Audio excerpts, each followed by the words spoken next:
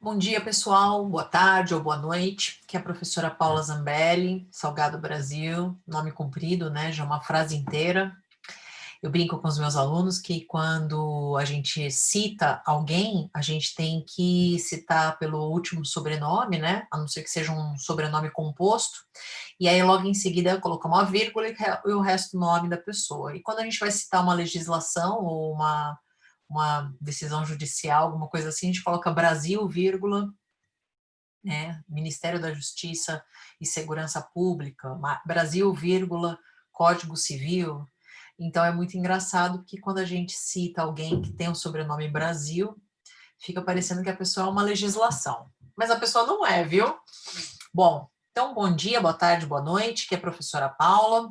E a gente, quando a gente termina a temática do Poder Constituinte, a gente vai trabalhar uma nova temática no direito constitucional, quando a gente pensa na questão linear, né, de como é que a gente ensina uma matéria de direito constitucional para os alunos, a gente fala que uma vez que a nossa Constituição foi feita, o que ela encontra? O que ela encontra como ordem jurídica já estabelecida? O que acontece? Qual é a relação, então, de uma nova Constituição com essa ordem jurídica anterior, né? Uma nova Constituição só aparece em momentos de ruptura com o ordenamento jurídico anterior. É muito estranho uma Constituição que não mude um jeito de pensar, um raciocínio, uma forma de se comportar.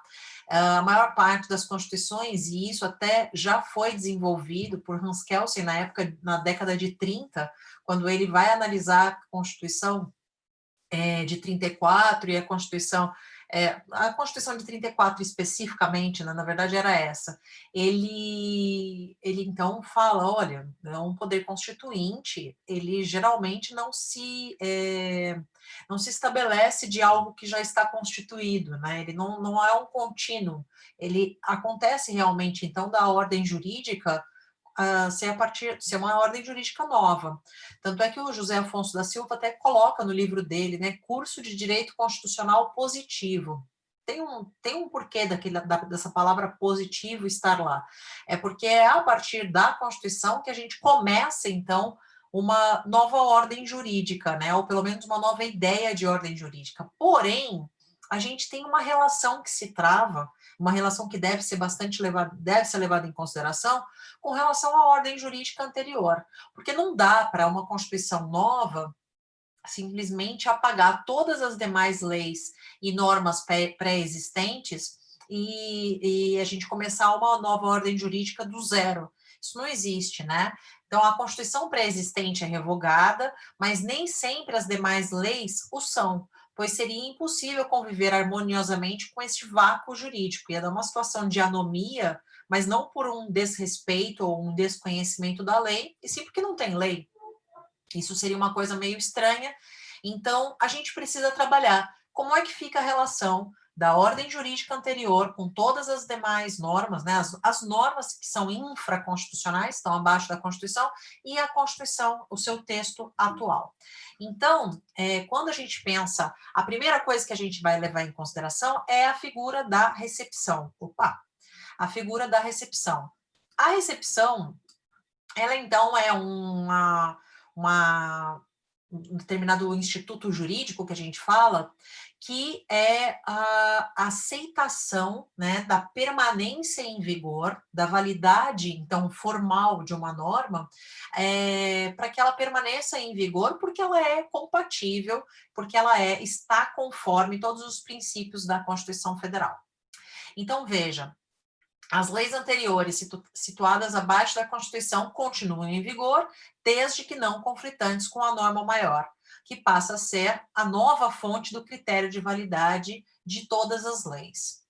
Então, a gente não fala que uma norma anterior à Constituição de 5 de outubro de 88, uma norma anterior a 5 de outubro de 88, ela não é uma norma, claro, ela é uma norma constitucional, mas se ela não fosse, se ela contrariasse a Constituição, a gente não pode falar que ela é inconstitucional, porque não é essa a análise que é feita. A gente vai analisar se esta norma, né, se ela for efetivamente contrária aos princípios constitucionais ou às regras que estão colocadas ali na Constituição, ela é uma norma que não foi recepcionada.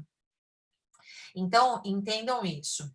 A gente não fala que é uma norma inconstitucional, porque ela é anterior à Constituição de 88. A gente fala que ela não foi recepcionada. Um instituto de não recepção, na prática, significa a mesma coisa que uma revogação. Uma lei só é revogada por outra de igual ou superior hierarquia. A Constituição não é uma lei, mas é a lei maior do país, né? Ela é a Constituição, ela não chama lei, né? Mas se a gente fosse transformar, colocar isso dentro da nossa pirâmide de hierarquia de normas, a Constituição revogaria, então, ou não recepcionaria uma lei anterior que fosse contrária ao seu conteúdo. Agora, presta atenção numa coisa, gente. A gente não fala, ela é incompatível com seu conteúdo, ela não está conforme. Ó, tem que tomar bastante cuidado com relação a isso, especialmente se você estiver prestando algum tipo de prova. Por quê? Porque, às vezes, a Constituição não trata do assunto. E aquela lei específica trata. Então, se você for analisar a palavra compatibilidade, né, estar compatível, se ela está, de alguma forma, trazida, foi trazido dentro do texto constitucional. Se o texto constitucional não fala sobre o assunto, você tem que analisar uma questão por uma outra lógica, uma outra perspectiva, que seria a perspectiva do sistema, da forma como está sendo tratado aquela determinada situação. A Constituição teria qual tipo de visão, né? O texto constitucional passa que tipo de mensagem? Então, vou ler para vocês aqui. Não é necessário uma relação de conformidade com a lei anterior, pois a Constituição não trata de todos os assuntos. Logo, é possível a existência de leis sobre assuntos que a Constituição é indiferente. Isso já é suficiente para que essa lei sobreviva, porque ela não está contrária, ela só não trata do assunto. Pois, embora ela não esteja conforme a Constituição, ela é compatível com a Constituição, na medida em que não encerra nenhuma contrariedade com os preceitos constitucionais, sejam estes fixados pelas normas ou sejam eles fixados pelos princípios. Então, entendam, quando uma norma for contrária à Constituição, ela vai ser revogada. Às vezes não se usa essa expressão revogada, e sim o instituto correto do direito constitucional, que ela não será recepcionada. Na prática, é a mesma coisa que revogação, tá? Quando a gente fala assim, não, mas ela é incompatível com a Constituição. Cuidado, incompatível nem sempre é contrário, né? Incompatível significa simplesmente que uma não trata em absoluto do assunto e a outra trata. Cuidado. Recepção de normas materialmente constitucionais. Vamos entender isso. A Constituição, às vezes, coloca que determinadas normas só podem ser feitas, determinados assuntos só podem ser disciplinados, regulados, por meio de lei complementar. Mas a figura da lei complementar nem sempre existiu na nossa ordem jurídica. Então, às vezes, a gente tem uma lei que foi feita como lei ordinária e não lei complementar. Não existe hierarquia entre lei ordinária e lei complementar, ou lei delegada. Elas estão no mesmo grau hierárquico, né? No mesmo dentro da esfera, ali dentro da pirâmide da hierarquia das normas, elas estão na mesma hierarquia.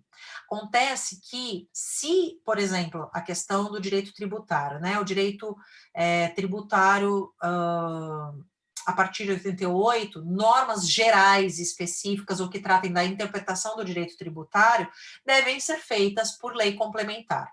Então, qualquer alteração que precise ser feita no Código Tributário Nacional, a gente precisa que seja por meio de lei complementar. Mas o código em si é uma lei ordinária. Então, isso vocês precisam... mas então ele está com a roupa errada. Ele está com uma espécie normativa que não é a espécie normativa que a Constituição pediu. Ok, mas e o assunto que tem dentro dele? E a matéria disciplinada por ele?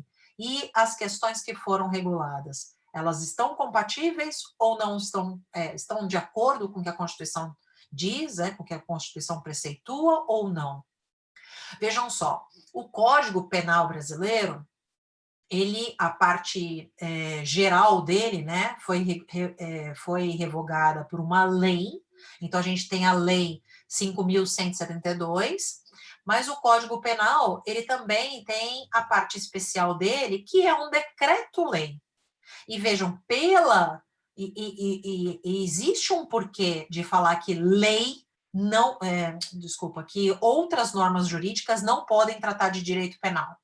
É o nosso trauma com relação ao que já foi no passado. A gente teve Código Penal e Código de Processo Penal, Código Militar, inserido na ordem jurídica por meio de decreto-lei.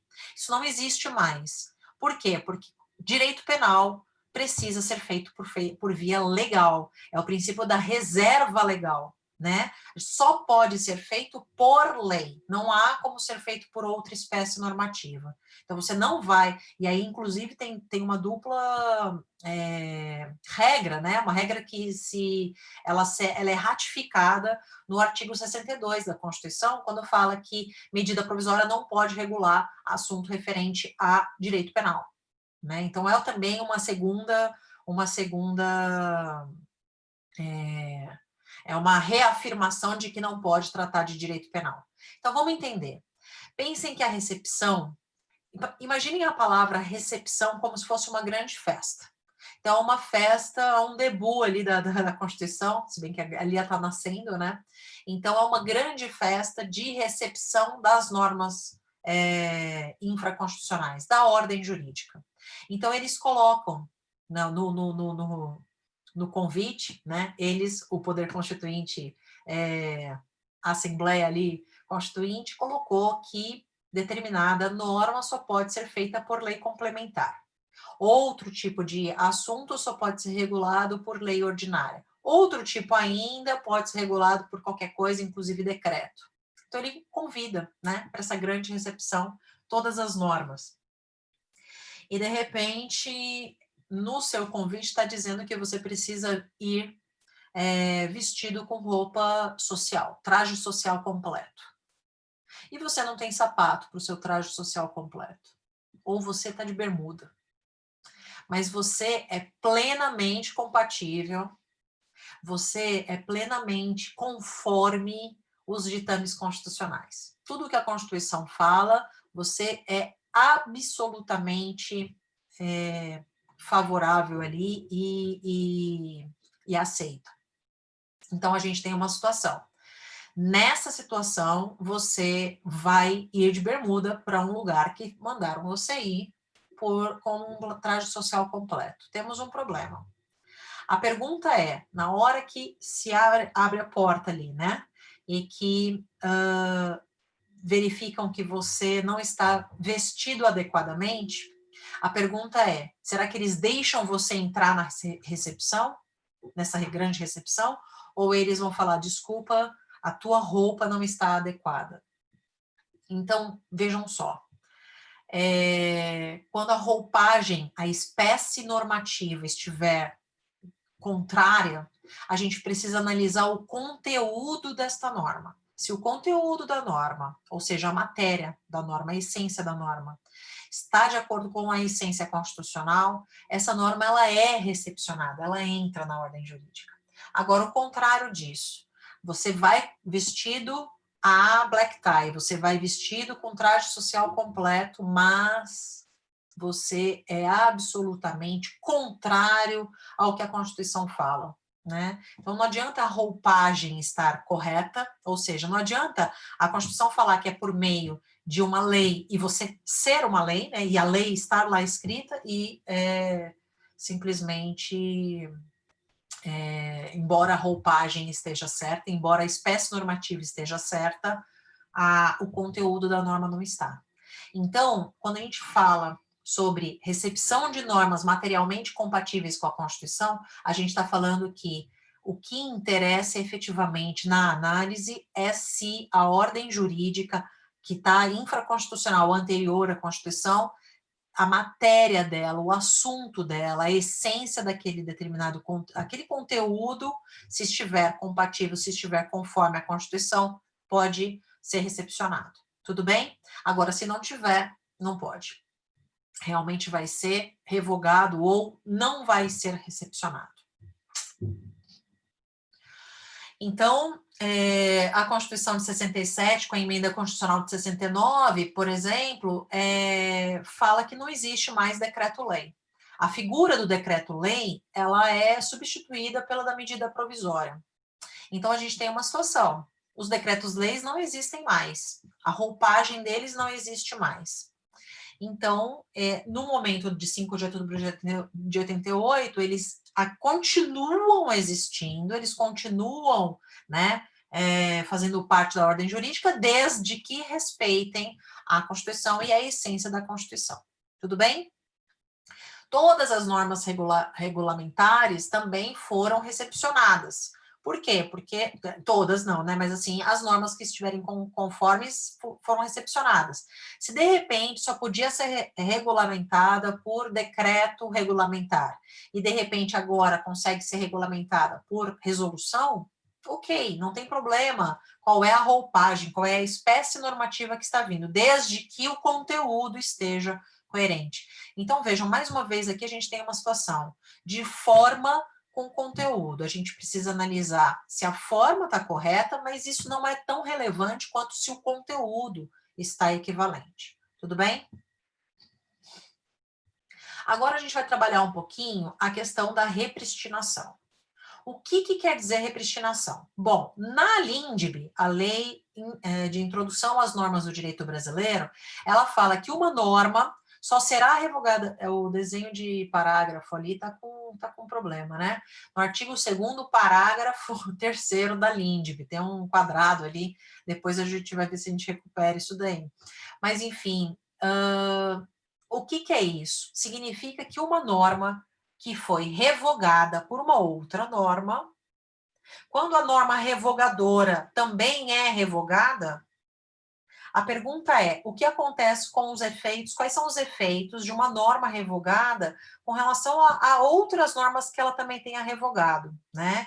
Então, o que acontece? Será que uma norma revogada, por ter sua norma revogadora também sido revogada, será que essa primeira norma vai voltar a ser vigente? Vai voltar à vigência? Então, a questão que se trava é essa. Se ela for, se determinado ordenamento jurídico pode dizer que sim, que simplesmente se uma norma for revogada, mas a norma revogadora também for revogada, a primeira norma repristina, tá? A gente não pode falar ressuscita, né? A gente não está falando, são institutos jurídicos, né, gente? São fenômenos que não são fenômenos. Eu tento sempre trazer como se fosse um exemplo, o exemplo da recepção e tudo mais, mas a gente não vai falar ressuscita, catapultada não dá para falar assim. Então, repristinação, o que é? Repristinação é um instituto jurídico, um fenômeno jurídico que significa que uma norma revogada pode voltar a ter validade, voltar a ter restaurado a sua vigência, tá? Então, a restauração da vigência automática. A repristinação significa isso, uma restauração de vigência automática. Isso não acontece na nossa ordem jurídica. Nossa ordem jurídica não permite esse tipo de situação. Mas o artigo 2º, no seu parágrafo 3º, fala que, salvo disposição em contrária, uma norma revogada não se restaura, né, não tem sua vigência restaurada por ter a norma revogadora também sido revogada. Ok, mas ele fala salvo disposição em contrário.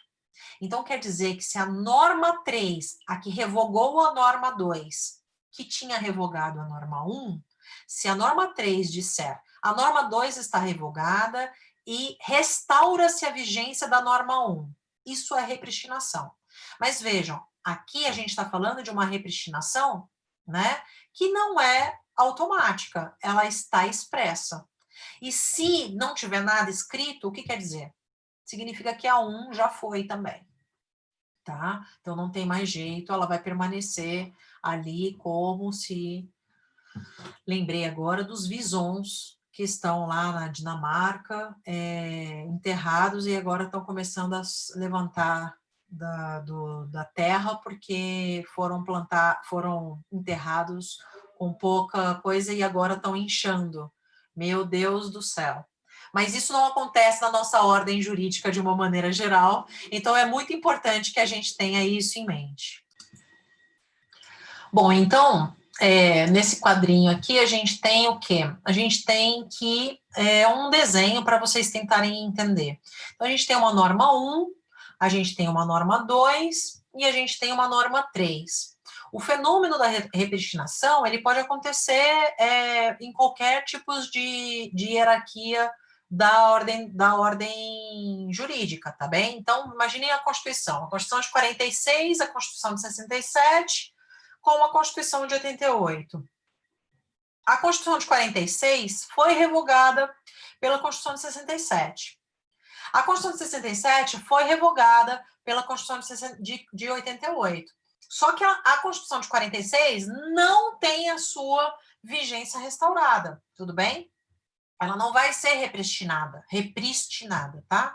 Então, em síntese, o direito brasileiro não veda a repristinação. Ela pode acontecer desde que expressa, né? Então, não veda a repristinação. Só não...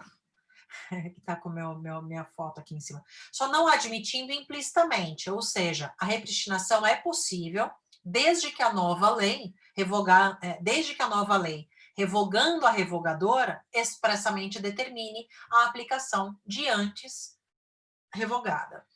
Então, olha só, a norma revogadora é a norma 2 que foi revogada. E aí a gente teria a repristinação dessa norma 1. Só pode acontecer repristinação no Brasil se expressa, tá bem? A repristinação é a restauração da vigência e não tem nada a ver com suspensão de eficácia, por exemplo, da medida provisória, quando a medida provisória suspende a eficácia de uma norma, tá? Isso não acontece, não é isso que a gente está trabalhando aqui. A gente está trabalhando restauração de vigência, não de eficácia, tá bem? Outra coisa que eu queria falar para vocês, deixa eu ver se eu tenho algum slide sobre isso. Se eu não tiver, não tem. Então, eu vou ficar aqui um pouquinho. A gente não pode confundir repristinação, que é a restauração de uma norma revogada, porque a norma revogadora dela também foi revogada, tá? E seria uma restauração meio que automática da vigência. A gente não pode confundir repristinação com efeito repristinatório. Professora, o que é isso? Parece que é a mesma coisa. Não é a mesma coisa na teoria. Na prática até é a mesma coisa, mas na teoria não. Então, olham só. Algumas situações acontecem que você vai ter pode acontecer um efeito repristinatório. Pode acontecer uma restauração automática ali, uma restauração de uma norma, porque a norma revogadora sofreu algum tipo de questão aqui. E qual é o que ela sofre? Então, imaginem o seguinte. Imaginem numa situação em que você só tem duas normas, tá bem? Então, você tem a norma 1 e a norma 2. A norma 2 revogou a norma 1, tudo bem? E ficou em vigor. O problema é que a norma 2 teve a sua constitucionalidade questionada no Supremo Tribunal Federal. E o Supremo, STF, decidiu que a norma é inconstitucional. Qual é o efeito da declaração de inconstitucionalidade? A gente pode ter alguns. A gente pode ter um efeito de simplesmente daqui para frente ela está inconstitucional, mas a gente também pode ter o efeito ex tunc, que é a retirada dela da ordem jurídica como se ela não tivesse existido. Então, quando isso acontece, é como se fosse ela ser declarada absolutamente inexistente ou nula, enfim, ela nunca gerou efeitos. Se ela nunca gerou efeitos, e ela tinha revogado uma norma anterior, o que acontece? É muito simples, gente. Automaticamente essa norma nunca foi revogada. Não é que ela não vai ter a vigência restaurada, porque ela tinha sido revogada. Essa aqui é como se ela não tivesse existido. Então, o que aconteceu com esta norma 1? Ela não foi revogada. Então, é um efeito repristinatório, mas não é uma repristinação. O problema é quando o efeito repristinatório é indesejado. Professora do céu, o que que é isso? Pensem comigo, as palavras elas não estão à toa escritas, a gente tem que entender a expressão. Efeito repristinatório indesejado. A norma 1 era uma norma que não estava atendendo aos desígnios da Constituição. Uma norma que provavelmente devia ser inconstitucional. Acontece que a norma 2, que revogou a norma 1, também é inconstitucional. O problema é que a norma 1 também é. Não adianta você falar para mim, olha, pena de morte no Brasil pode acontecer em tal momento, tal situação. Aí vem uma outra norma e fala, não, é em menos situações. Tá, mas a 1 também estava dizendo que podia acontecer. Então, aqui, ó, mulher e homem são diferentes, devem ser tratados de maneira diferente, filho legítimo e ilegítimo, né? Não tem mais isso. Não existe diferença entre filhos, seja por meio de adoção, seja por meio de casamento, né? Ou não, enfim, não interessa. Ou socioafetividade. Uma vez que você é considerado filho, não tem diferença se foi por adoção, se foi por socioafetividade ou se é por questões biológicas e registrais. Não faz diferença. Mas algum dia na nossa ordem jurídica fez. Se uma norma revogadora foi considerada inconstitucional, repristina essa aqui, o efeito repristinatório dessa aqui? Não, não, porque esse efeito repristinatório seria indesejado. Então, olha só, quando a gente tem um questionamento de uma ação direta de inconstitucionalidade no Supremo Tribunal Federal questionando uma norma, é preciso ver se essa norma revogou outra.